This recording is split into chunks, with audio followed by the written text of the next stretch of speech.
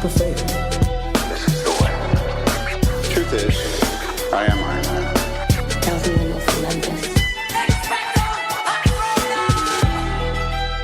Hello, everyone, and welcome back to Film Optix, brought to you by the Drive-In Podcast Network, where we discuss film, TV, and everything pop culture related. I stuttered there for a second. And today, we're going to review the latest Pixar film, Luca. I'm your host, Christian, and I'm joined by my wonderful co-host and a good friend of mine, Devin. Happy Wednesday, my dude. I just got really sad because I was going to say hello in Italian, but realized I don't even know how to. That's to Google. To Google it is. Silenzio Bruno. What's wrong with you? Stupido. Yeah. It's Ciao, of course. Ciao. Yeah. We're stupid.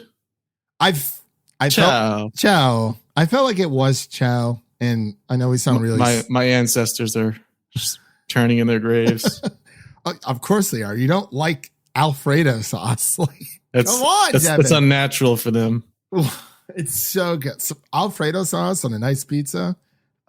Good stuff. Not every pizza, but there's specific ones where I'll definitely take it. But I don't know, man. I think your ancestors are. It's just weird. Like what is it about Alfredo sauce that makes you just want to turn your head? I don't know. I don't like mac and cheese either. You don't like mac and cheese? Oh no. What, Devin? There's just something about it. Why am I now just hearing this about? I can't do it.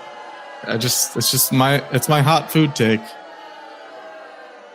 I don't really have any hot food takes. I guess I'm not super like crazy about like guac at all because I just don't like the texture, but I feel like there's a lot of people who are like that. So I don't know, man. But I mean, come on, the whole disappointing me. Like we're talking about Luca. You were supposed to be in the mood. I'm in the mood. They had some good pasta in that movie. They really did. They really, really did. No sauce needed. That's how good it is. So, well, you like marinara sauce though, or just sauce, but not Alfredo sauce. Like not even on pasta. No. Chicken Alfredo is probably my favorite dish. Chicken Parmesan's my favorite dish. Chicken Parm is very, very good. Everyone loves lasagna. I'm trying to think if there's any other like quote unquote Italian foods that I'm really into, but I can't really think right now. I mean, I guess you can name like penne pasta, whatever. But I need like a good like cuisine, like a good dish. You know what I mean? Get it all. Pasta fagioli. Pasta fagioli. But yes, as we said, we are going to be reviewing Luca. That it will be hitting as of this recording. It will be on Disney Plus already for free. Yeah, congratulations. For whatever reason, Pixar is not good enough for the silver screen apparently, because we've seen this with Soul dropped on Christmas Day. I gave Soul a pass because Soul made sense. Well, it was, we're still in a pandemic for those of you who haven't forgotten, but it made sense during, because it had been a long, rough year for a lot of people. And, Disney being the kind-hearted, corporation that they are, decided to, release Soul free of charge on Disney Plus. But I didn't think they were going to do it for this film. I didn't think this film was ever going to make it to Disney Plus. If it did, it might have been like a Premiere Plus access, but here we are. But before we begin today's show, you can listen to this podcast on platforms around the internet and make sure to follow us on Instagram and Twitter at Film Optix. That is Optix with an X for all of our latest announcements out there. Man, Optix with an X. I don't know. It's got a nice little ring to it. It gets a little wordy sometimes, but I think it works. But anyway, so we're not going to be doing a lot of news today. We're just going to be talking about one news story, which kind of covers into Luca. And really quick, before we actually get into the review itself, earlier today, we found out that Disney Plus shifts its original series to Wednesday releases instead of Friday release due to the success of Loki. And I wanted to get Devin's thoughts about this at first, then I'll go. Is because some people think, say, or appear that they are for this, but I feel like Devin feels a little different about this. I don't know. I just thought it was weird at first. Mhm. It's just you don't really think of Wednesdays as a big premiere day. Yeah, I was thinking like Marvel Mondays. How cool could that be? that would be pretty cool. For Marvel shows only or for new series altogether? They could have Marvel Mondays. I like that. I actually do like that. Honestly, I was for this because I'm very, very tired of, I mean, yeah, it's Friday, you know, it's the end of the week. Yes, we want new content. But at the same time, there's a lot of other TV shows, not even TV shows, just there's a lot of films that come out on Fridays between. And yeah, that's the biggest factor in their decision is that movies are pretty much back now. They don't really want to compete with big movies. I guess it feels more natural to have series drop on during the week because I believe, oh my gosh. I mean, so what? HBO used to do Sunday nights, right? Sunday nights make sense because who's really out and about on a Sunday, you know, evening? We've seen it with Game of Thrones. We've seen it with The Sopranos. His Dark Materials, when I was watching it, that also premiered on a Sunday. So it made sense. You know, it's kind of like the last thing of the day before you get into the new work week. And I'm like, okay, that makes 100% like sense 100%. For some reason, I mean, it is going to be a weird shift because we are so used to having these, you know, with the Mandalorian season 1 and season 2, and then with WandaVision and Falcon and Winter Soldier, you know, it was like that one thing at the end of the week we're all looking forward to. But like we said, you know, and like Devin just said, you know, they feel like maybe that movies are back. Possibly, but I'm thinking we're back. We're back, baby. There we go. I hit it like one too many times. But yeah, I'm not sure. I think it's a good move. It is weird, especially after just like 2 episodes in of Loki, but it makes sense at the same time. You know, you have the TV series running towards a week, and then, you know, Fridays are for the big movies, especially Black Widow. And actually, I think they did that for Black Widow and, you know, for other movies that they probably haven't announced yet, where it's like, okay, we don't want Loki running into Black Widow through July. But I think, yeah, Loki will still be running on through July 7th is when Black Widow comes out. Finally. somewhere around there. Yeah, tickets went on sale. So I can't actually get my ticket yet because AMC like messed up my account and they're like, oh, you have to wait. Like I have to wait like at least 4 or 5 more days until I can like reactivate my subscription again. So I'm like, I mean, I could just like, you know, bite the bullet and, you know, spend the extra cash out. And I'm like, or I can just wait, pay the $20 and, you know, snag the next seat that I can. So I don't know. Did you get your ticket yet? No. Okay. That's what I figured. I wasn't sure. Yeah. Cause I think tickets went on sale a few days ago. I think. Yeah. I don't think theaters are going to be selling out anytime soon. That's like the one thing. But then again, and like, it's not like this is a new movie. Like this is a new Marvel movie, but it's like a prequel in a way to Black Widow. And I'm glad that we're getting it. I wish we would have gotten it sooner, but better late than never. And I think right now is the perfect time. Like 100%. So, yeah. So that's pretty much our news segment for today. I actually have one piece of news to add in here. Ooh, do tell. This past weekend, on Sunday evening, it was late Sunday, I beat The Last of Us. Did you really? Wait. We need the real applause. There we go. Classy applause there. Yeah. There you go. Devin, give me your thoughts. Thoughts. I really enjoyed it. I mean, I feel like I missed like the huge hype train that it had originally. Yeah. Like, it's hard to come in this late and feel all the hype that it had, but it was definitely very good. Feels like Joel's a bit selfish at the end. You should play Last of Us Part 2. And I bet there's more answers in there. There definitely it is like when I say my favorite narrative. Okay, but it's between not Bioshock. I'm sorry, not BioWare. My gosh, it's Mass Effect itself. The story is so freaking amazing. Like best space opera ever. Honestly, I I think the story is 10 times better than Star Wars. 100%. I absolutely love it.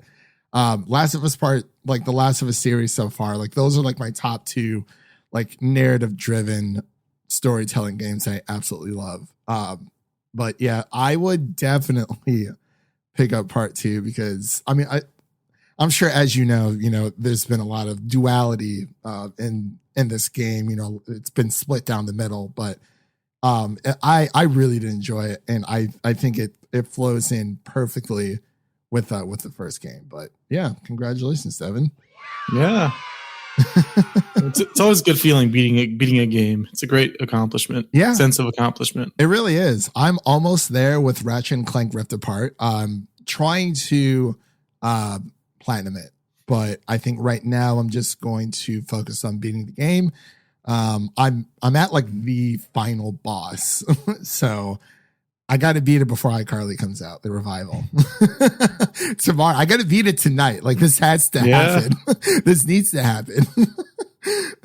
But yeah, so anyway, let's just dive straight on into the review. We got our vocals warmed up. We're getting the banter flowing back and forth here. So let's just dive straight in. Of course, we're going to do a non-spoiler section first for the folks at home who haven't seen it. Again, it is on Disney Plus, free of charge as of this recording. It will be out because we didn't want to release Luca and Loki episode 2 on the same day. Very similar titles. Yeah, Loki, Luca. Luca. Loki, Luca. Loki. Luca. Luca Islands. Luca Loki. Yeah, so it's we wanted to kind of spread it out a little bit because I mean it'll be up bright and early for you guys out there. But once you hear this little bad boy, that means that we'll go into spoiler reviews. But we'll let you guys know then. So let me dive straight into the story here, and then we'll get into our initial reactions on the Italian Riviera. And unlike, okay, let me start over. That was really bad. It's a me. It's a me, Mario. On the Italian Riviera, an unlikely but strong friendship grows between a human being and a sea monster disguised as a human. That's like the closest synopsis I can find. The director. It's weird that they only talk about water. That relationship. Yeah. Yeah, it's the between the human, and the sea. Yeah, that is true. It's very. They just leave our boy Alberto out of the equation. That's how he felt in the movie too. Yeah, it's like maybe he was imaginary the whole time. Maybe. I mean, we'll get into it. I almost spilled the beans there, but this is directed by Enrico Casarosa. Excuse me. Writers Jesse Andrews and Mike Jones, and cast Jacob Tremblay. Our boy is back. The boy wonder. Yeah, boy wonder himself, and Jack Dylan Grazer, along with a few others. And we have Maya Rudolph, who plays the mother, and in every movie ever. Every movie. Have you seen the movie Away We Go with her and John Krasinski? No, you haven't seen it. It's really, really good. It's more of like a smaller indie film, but it's really funny. Definitely have to. I think it's on my video account. I can't remember the last time I actually logged into it. It's been a while. Yeah, it's been a while. I mean, we've been watching movies and stuff left and right, playing games, just living life to the full. We also got Sacha Baron Cohen and Jim Gaffigan in the cast here. Some comedy legends. Yeah, I did not know he was in this movie. This movie has a lot of like shadow drop like actors and actresses in it because I didn't even realize. I'm like, oh, that seems pretty cool. But of course, the release date is on this June 18th, which is the day of this recording. So when you guys are listening, like I said, it's already out. Go watch it, and then come back and then listen to the rest of our review if you want to. So, Devin, actually, let me go. I want to go first this time around, just to mix it up a bit. I feel like we've been in a bit of a rut here, and actually, it looks like someone just retweeted one of my initial thoughts because we saw the movie early. Of course, thank you to Disney Plus, our overlords, for letting us watch this early. But no, seriously, thank you for letting us watch this so we can review it early for all the wonderful listeners and movie Pixar lovers out there. But so there wasn't a social media embargo on this movie, which I found was actually kind of nice. So you can kind of just tell your initial thoughts. So what I pretty much said was Luca is a must see, and that it reminds me a lot of Ponyo, the Studio Ghibli film. If you haven't seen it, Devin, it's really, really good. And it has like just a splash of like The Little Mermaid on the side. I found that it was a very heartwarming story, affecting and kinetic. Got to use those power words in that. Oh, tweet, yeah. right? Yeah. Synergy. Synergy. You got to make yourself sound like I have a very huge vocabulary. And then everyone's just like, all right, I need another word for what's a noun? What's a verb for this? And I also said that what really actually drags it down for me is that this would have been the perfect theater summer blockbuster movie alongside In the Heights, because both of these movies are just what a combo that would have been. I know, right? It would have been insane. But those are like my first initial reactions of Luca. Devin, I wanted to pass it over to you. Let people know what you're thinking. It's tough because Pixar has just an impossible task of trying to live up to the expectations, because they're so good at what they do, and every movie just heightens expectations people have. So I think Luca was really good. It might not be at the top for Pixar, which is, I mean, it's just tough because they're the best at what they do. So even saying like it's in the middle of the pack for Pixar movie, it's still really good. Yeah. Like I enjoyed it a lot. I just love the setting, the colors, all of it. Like I love their accents. I want to learn Italian after this. Like the language sounds so cool. Oh, Devin, I'm sure you have a wealth of relatives. We got Chow down.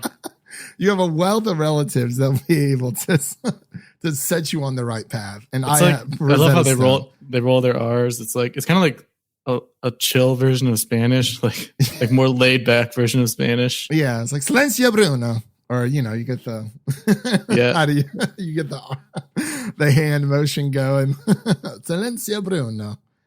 Yeah, and what's wrong with you? Stupido. Stupido. Yeah, it is very.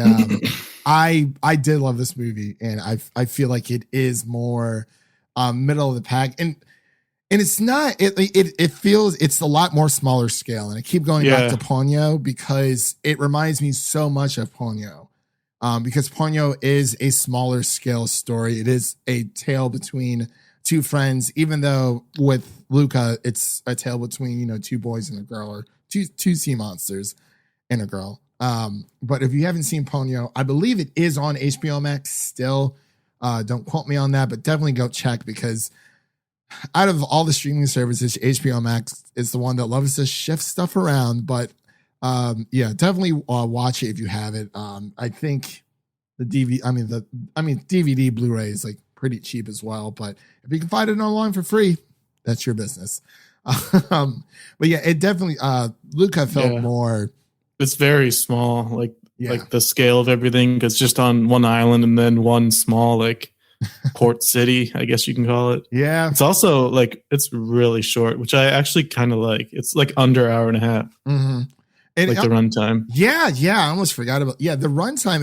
It felt like the pacing was there. Like you have Luca and Alberto. Their dream is to get a Vespa, right? And it's like they want to ride the countryside, and we'll get into more of in the spoiler section, but you see that throughout the film, and it's just. You really see the bond between just the friendship and their little dream, like we've seen in The Heights. I think there's a lot of duality there between the themes of both of the movies, both done very, very well.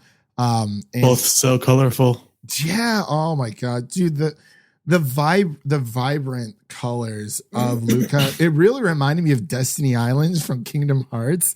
Like, you're not on Destiny Island all that much, but like when you're first starting out the game, it's just like, you have the clear water, like the lush skies and, the foliage and everything. And it's like, you feel like you never want to leave. and it really is a smaller part of a larger world. And honestly, I feel like we might be able. I really hope we actually get a sequel with this. Like, I'm like dead serious, because I feel like they could go somewhere with it if they told the story right. I just don't know where they would go. Yeah, it ended so perfectly. It did. It hit me in the feels as well. Like I was actually like throughout the first like half or so of the movie, I was kind of not feeling it like completely. And then when it gets to the ending, like classic Pixar fashion, it brings it all together so perfectly. It just all comes together. Yeah. It feels like this movie has, two parts. The first part when they're on the small little island, and then they venture into the big grand city, and that's kind of like where everything happens and whatnot.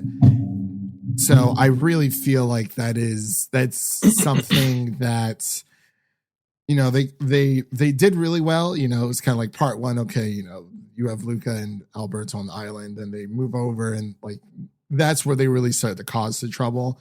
And I did think like the first short part, like in the actual sea or the ocean, it was just kind of weird. It's just like, I feel like watching Finding Nemo. Like, yeah, that's all I could think of. I mean, hey, same studio, so yeah. But yeah, I definitely I like it how they didn't spend too much time. Yeah, I was getting worried as it was in the water. I was like, okay, can we get to the adventure here? Yeah, for sure. But yeah, overall, man, I had a great time with it. I have a few issues with the storyline, but we'll, like I say, we'll get into that when we get into the spoilers. But overall, it's good. I think people should see it.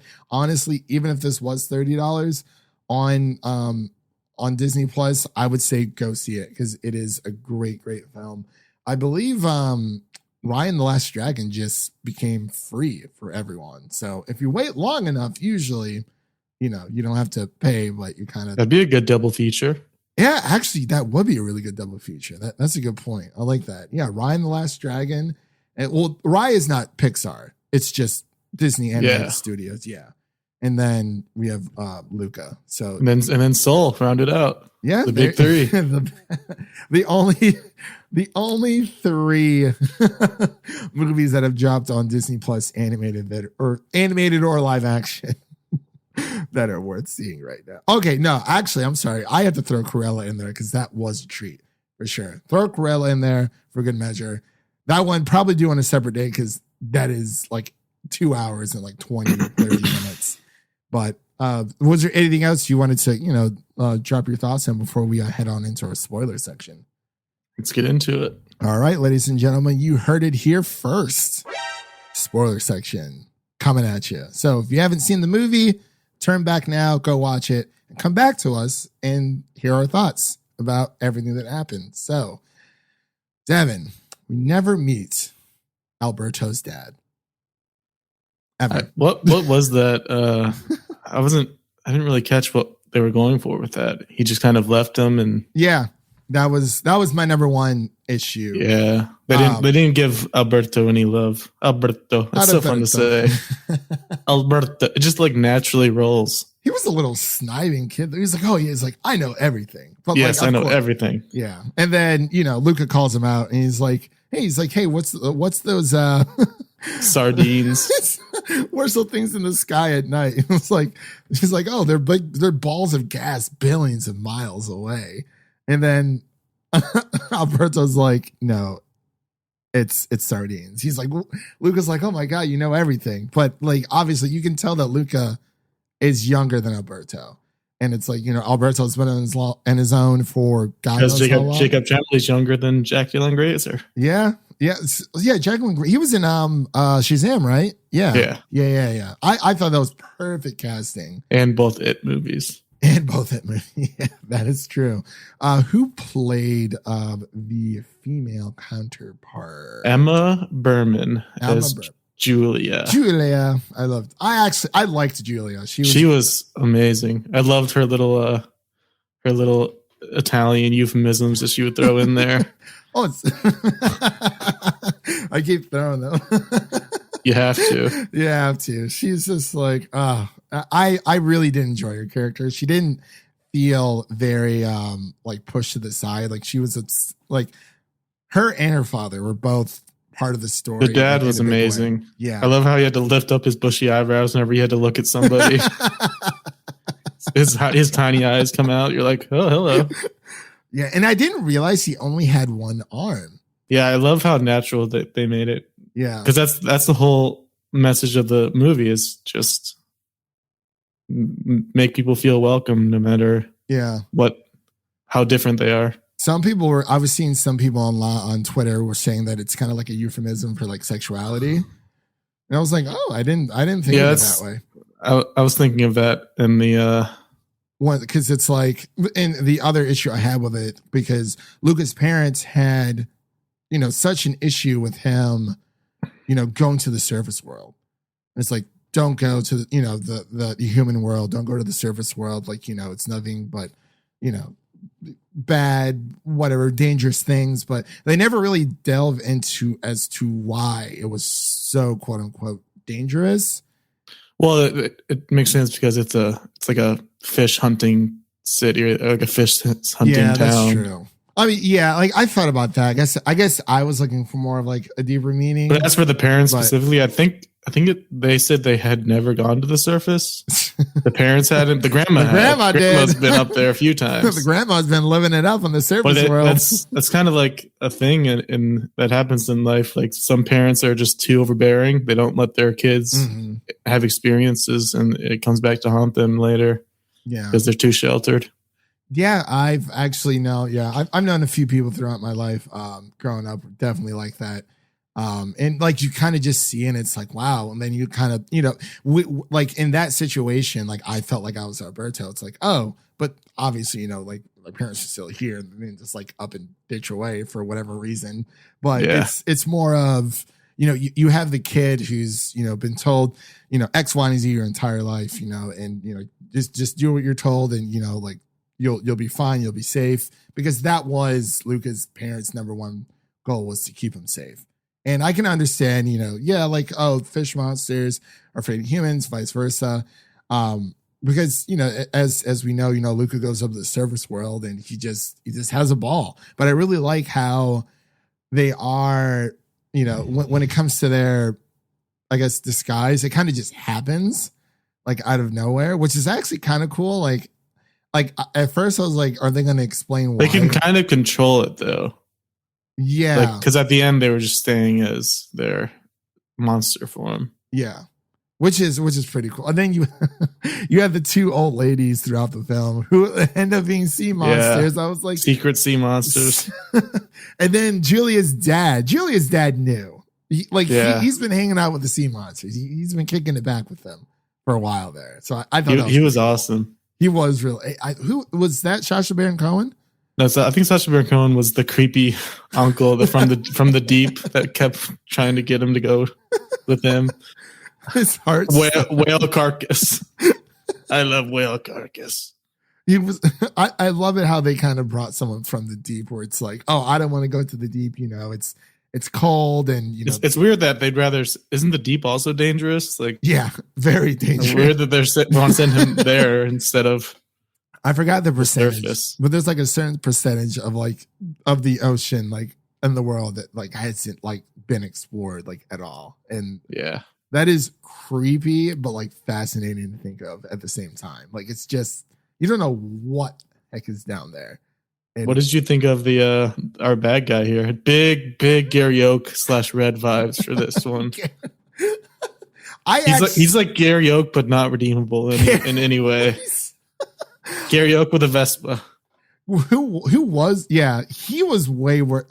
Like Gary Oak from Pokemon was just he was built to be this rival for Ash, and always got on. Ash was always like underneath them, and there were like times. I think there was one passing time where like I think Ash had to use the bathroom or something. Excuse me, and he's about to open up the door. Then Gary just whams the door right open, and he just walks out.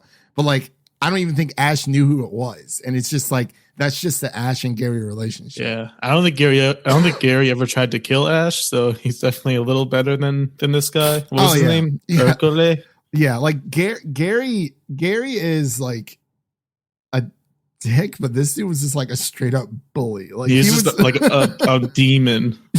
Literally. And like he was older than all these other kids. Yeah. Trying to I'm 16. This year I am again. He was like, aren't you a little old to be in this race? You have all these like 5-6-year-olds, like maybe even 8 years old. But yeah, he was the villain, quote unquote, the villain. I like it how it was kind of like a mixture of like the townspeople and him, and just I guess you can kind of throw Luca's parents into it a little bit, but not like as like, you know, we're here to like harm you. But yeah, he was just an ass. I'm sorry, pardon my French, but like he was oh my gosh, all no redeeming him. Like, yeah, no redeeming qualities whatsoever. He was just kind of like the spoiled rich kid, like, you know, assuming that he gets everything that he wants. And, you know, Julia calls him out. She's like, hey, like people don't like you, like they're afraid of you. And that's why they agree with everything that you say. And he has this little, you know, his little squad, his little Italian posse with his friends just doing whatever that they say. But I liked him as a villain because he was just like a bratty, like 16-year-old kid. Yeah, everyone knows someone like that. Everyone knows that guy. Well, what was it that Dane Cook said a while, like in one of his stand-ups? Oh, Dane Cook. What a throwback. He was like, everyone has like a Brian in their life. Like, oh, freaking Brian's coming. Man. Classic. Classic. But yeah, I really did enjoy just the villainy side. And, you know, it was more of just, you know, these kids had these dreams. You know, Julia wanted to, you know, it's kind of like a triathlon kind of race with the eating and then the swimming and the cycling, which I thought was really cool because they showed, you know, the strengths and weaknesses of both, you know, land and sea. Like, you know, you had Luca and Alberto talking about, you know, oh my gosh, like this is how humans swim. Like, oh, it's so embarrassing. But then they can't ride a bike to save their life. Can barely walk. Can barely walk. Yeah. Yeah. I like that. I like that as well. And then like their little phantom tail thing that they kind of like explains where Luca's like, oh, he's like, oh, my tail's gone. He's like, but I can still feel that it's there.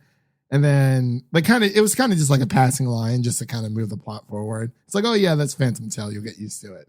It's like, oh, cool. But I don't know. Any other thoughts? I'm sorry. I've been rambling on for a while. I also love the school angle that they threw in, just showing how much Luca really loved learning. Yeah, I like that too. He wanted to go to school really badly, despite Alberto saying how dumb it is. It's just little things like that make Pixar the best at what they do. They just throw in these life lessons. Yeah, and you really see the connection. I guess you wouldn't really say it's like a love story or whatever, but it is more of there might have been more of a little bit more of like a mutual attraction there. But you know, you see that, you know, Luca wants to, he's been in the ocean his whole life. I know this sounds exactly like Little Mermaid, but like it's very, very true. And even with Ponyo, there's like the theme and like the aesthetics and everything. It definitely reminded me of it, but there is more of there is a lot of similarities actually, but I won't get into that. I was just thinking too much into it, but yeah, I really like how Luca explains how, you know, he finds out like, oh, like there's space, like, oh, like what's in space? Like, oh, we live in a solar system and, you know, there's these galaxies and this entire universe. And it's like, his world is so small. It's like his brain couldn't even comprehend what was going on because all he's known is like life under the sea. So yeah, it's also kind of a big like analogy for just going off to college. Yeah. A great coming of age. A lot of parents don't want their kids to go off. And then when the kids do, they realize how much they've been missing and how much culture and stuff they've had to learn. Yeah, it really is the, you know, the kids are, you know, like kids start to become, I guess, more self-aware of like, hey, like this, this part of your life has been, it's been a big, your childhood has been like such a big part of your life, and you can't really imagine yourself being anywhere else because that's all you've known. And then like, yeah, you're in a bubble. Yeah, it literally, yeah. And it takes like one like experience, like whether it's intentional or not, to kind of like push you in that direction. It's like, hey, like it's okay to leave home, but like everyone always ends up coming back at some point or another because it's all about curiosity. There's so many different like themes that you can kind of throw in, or kind of euphemisms, I guess you could say.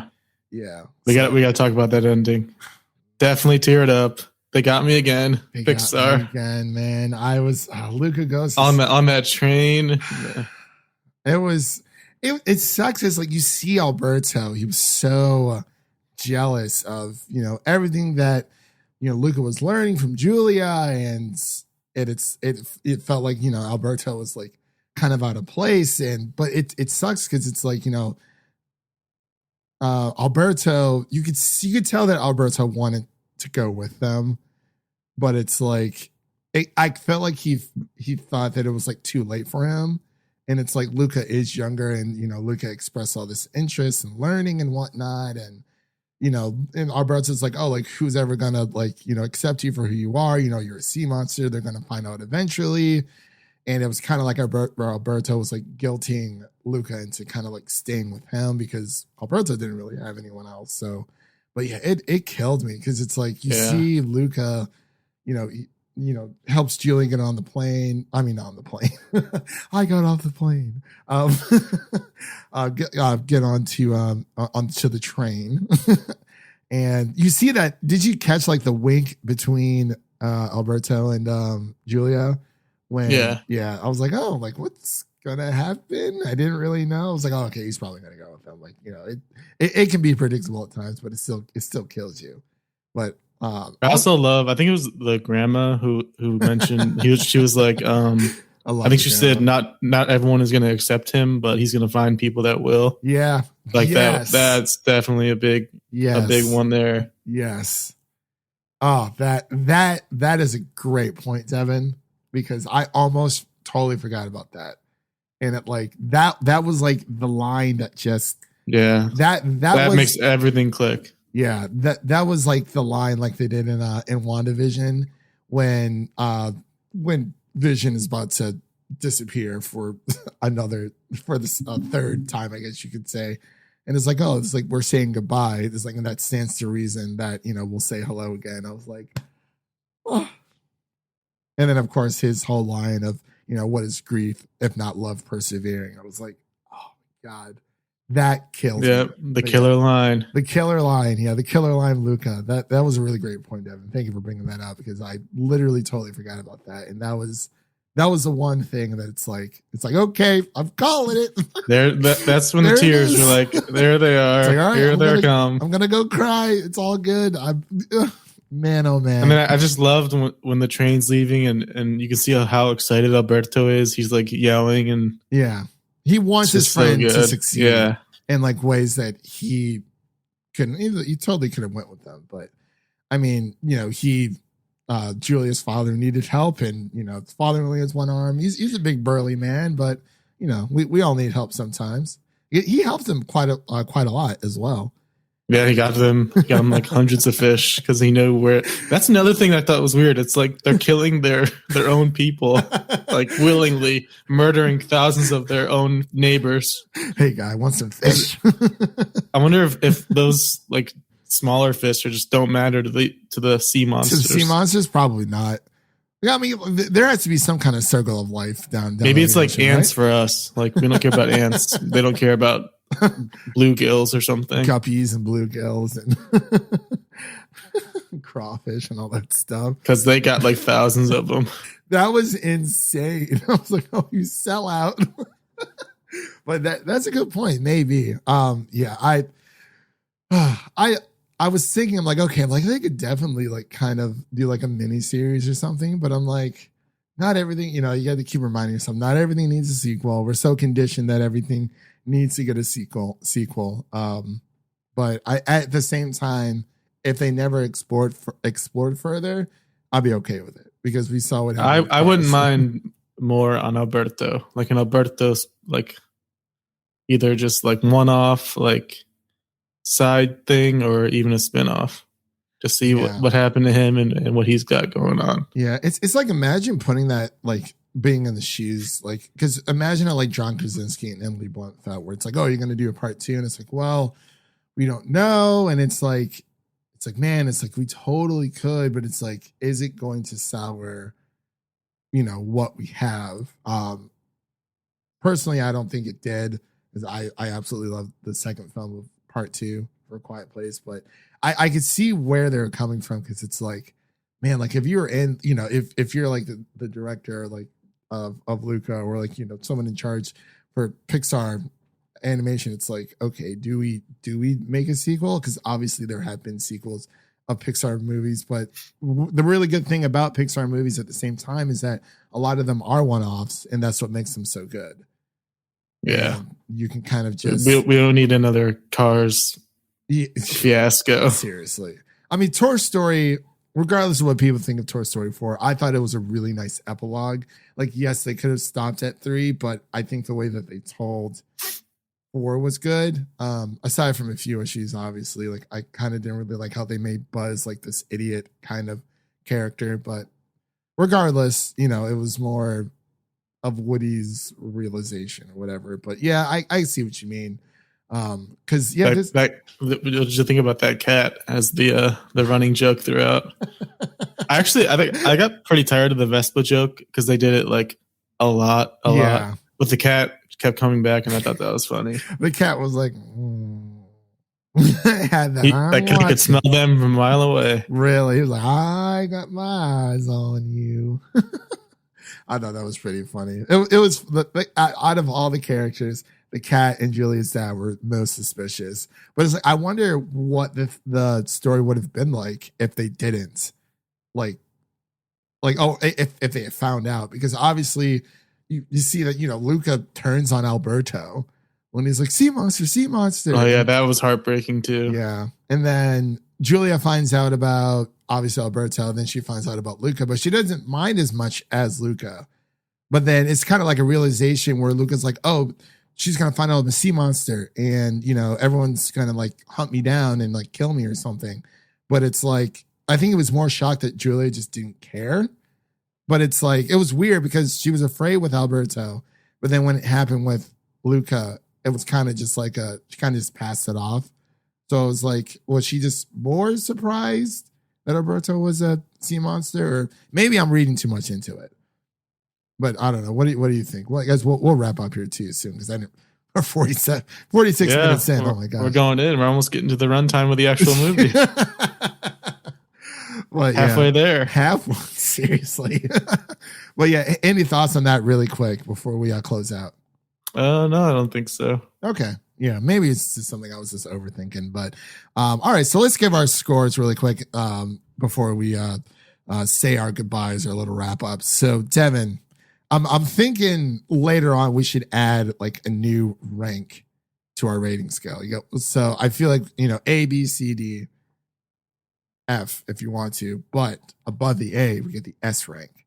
S tier. The S tier. The S tier is like, obviously every movie has its issues, but it's like, it's one of those movies where it's like, okay, this is like a classic. This is one I will, rewatch on multiple occasions. But that's like something we need to save for special occasions where it's like, okay, yeah, like this movie, absolutely, like 100%. Like I just absolutely love, like no questions asked kind of thing. But I don't know. We'll work it out. But as for now, we'll take out the S rank, because I don't think this is not an S rank movie. This is not an S tier film. But Devin, what is your ranking of Luca? Like I mentioned before, I was a little worried the first half or so of the movie, but then once that ending hits, it just all feels right. It shot it up to like a B plus to me. Okay, like an 88. Yeah, just super solid, but not the top of Pixar. I would actually agree with you right there because I'm actually also sitting at a B plus. On Letterboxd, I gave it 4 out of 5 stars, which is where I feel like exactly where it needs to be. And like Devin said, it's not the cream of the crop. It is a really good film, and I think that everyone should go watch this, especially for it's summertime. But the main thing, not even like like the issue with like Alberto's father is that this should have been in theaters, like 100%. And I feel bad for, the team over at Pixar worked so hard for this. And it's like, this would have been amazing to see in the theater. And like, there are some movies, quite frankly, where I think you can just skip the theater experience and just watch it at home. That's what I did for The Conjuring 3. The Devil Made Me Do It, or The Conjuring, The Devil Made Me Do It. And I felt like I wasn't missing out on anything. Like In the Heights, absolutely you need to see it in theaters. For A Quiet Place Part 2, 100% you need to see it in theaters. Unfortunately, Disney did not give consumers the option to choose. And I really wish they would have, because I would have saw it like 100%. Like it's good. Yeah, it's so vibrant. Yeah. Like I would be sitting at 88, which would be B plus 4 out of 5 stars on Letterboxd, and that's pretty much it, man. Like it was a good film. Like it did what it needed to do at the end of the day. So, and that's all there is to say about that. So before we close out here, of course, Devin, thank you always for coming on. We like to talk shop about movies and TV shows here. Sometimes video games, but we're doing a little more of a different outlet for that nowadays. So, we're all pure film and TV and Hollywood news over here. The juices are flowing. We're insiders. Not really, but we do get, we are stupido. Estupido. Silencio Bruno. We are paid by HBO Max and Disney. But, just a few quick little notes. What's coming up here on the podcast. Of course, if you're listening to this now, go listen to our Loki episode 2 review, because that'll also be up at the time this is released. And I believe this coming up weekend, I think on Friday. So this is dropping on Friday. I think Leo over at Geekly Goods and I are going to be reviewing iCarly, the revival. First 3. How many? I was going to say, how many episodes are they dropping? 3. And then there's 10 more after. So like 13. Yeah, 13 total. So 3 on Friday and then weekly after that. I'll have to get in on that. Oh, okay. All right. We got Devin coming in. I'm very, very excited. I'm also seeing Hitman's Wife's Bodyguard on tomorrow. I got a screening for that. Well, I got invited to one and then I totally forgot about it. And I was like, oh yeah, maybe there might be there wasn't any spots left. And I was like, I don't have a desire to watch that movie, but I probably will. First one. Because, at this point, Ryan Reynolds is just must watch. Yeah, I was going to say, if anything, it's going to be for Ryan Reynolds. Like, if I do end up watching it, because I also need to I have to catch up on so much stuff, man. I've been playing Ratchet and Clank. I've been covering all this news for E3, which was for the most part. But so next week, of course, we have our Loki episode 3 reviews. Our Loki reviews are going to be dropping every single Wednesday for all you folks out there. Again, we have our iCarly revival episode 1 through 3 review on the pod. And also, when's that happening? Friday at 5:30 Central. I actually have Friday off, which is very nice. You and Leo both have Friday off. Like Juneteenth. Juneteenth. So yeah, we're going to be doing that. Also, for the other podcast that we started up, Critics Play Games. We have been doing a lot of E3 coverage on there as well. We have three episodes up already. We have one covering like our E3 predictions, and then we kind of jumbled a few together. We did like Ubisoft and Gearbox for one day, and then we did Microsoft, and who else was on Microsoft's day? I can't remember. Oh, Square Enix. That's right. And then we're going to be talking about Nintendo Direct that happened. We're not going to talk about Capcom because I don't know why Capcom came to E3. I don't know why they did. I'm sorry. But from a business standpoint, I understand it, but at the same time, wow. So we're also going to be recording our Nintendo Direct E3 recap reactions about that. So that's going to be a separate episode on a separate podcast. Again, that's Critics Play Games. You can follow us over at Critics Play Pod for that, for all the announcements over there. So that's pretty much it. And also for our review, our main podcast here, Film Optix, leave us a 5-star rating and review on Apple Podcasts or on the platform of your choosing. We're just trying to get the word out there. We want to bring you guys the best content that we can. So it's been a crazy wild ride, with new years come new, challenges, whatnot. We try to keep up and up a little bit around here, up and up, or evolve, if you will. Anyway, I'm rambling. So, let me close out here. And that's a wrap for today, everyone. Thank you so much for listening, and make sure to check out the other shows over on MusicCityDriving.com and subscribe to our show so you never, ever, ever miss an episode. That was Devin. My name is Christian, and we'll see you guys in the next one. Peace. Silenzio, Bruno. È stupido.